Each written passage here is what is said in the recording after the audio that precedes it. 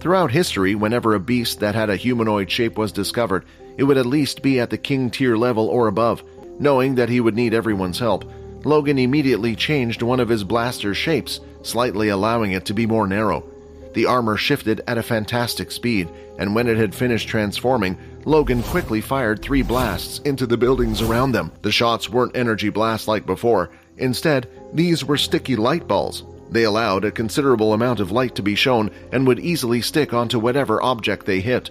The sticky lights had been shot in a triangle formation around them, one to the left, one to the right, and one slightly behind, where the king tier beast was standing.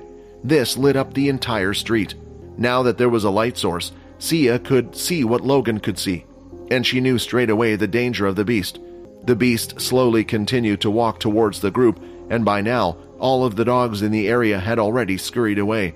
Although it had an outer human shape, it was a bit on the larger end. It stood around 8 feet tall.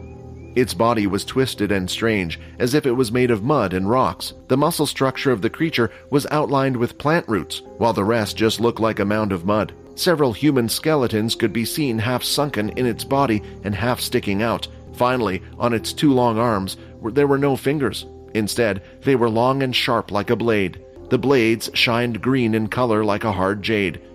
What Logan needed to do was get his most powerful weapon and suit on, but it would take some time. His suit started to break down into little spiders. They were eventually all scattered on the floor. From the ground up, they started to rebuild a different type of suit right in front of him. Peter took a look at the beast. It had now stopped walking forward and stood in the middle of the street. It placed one of its bladed hands in front of the other and scraped them against each other. A slight screeching sound could be heard as the beast continued this process. Peter said, "It already considers us intruders. It will keep attacking us until we're gone, I can tell." With those words said, Peter threw his bag to the ground and dashed forward. It was at an incredible speed that Peter had not displayed until this point, and it was a surprise to him. Although Sia was frightened, she wasn't stupid. She too got into position, dashing towards one of the sides of the building. While doing so, she threw out her spirit spears. However, the beast stood there and allowed the spears to be lodged into the upper part of its body. When Peter was in range, the beast swung down its blade hand. Using all his strength, Peter swung both his fists together like a tennis racket. As the hands met with the side of the blade, the power was surprisingly equal. The blades were knocked away, but Peter hadn't budged. Adjusting its power, it swung its blade faster and stronger with its other hand. Peter was unable to do anything.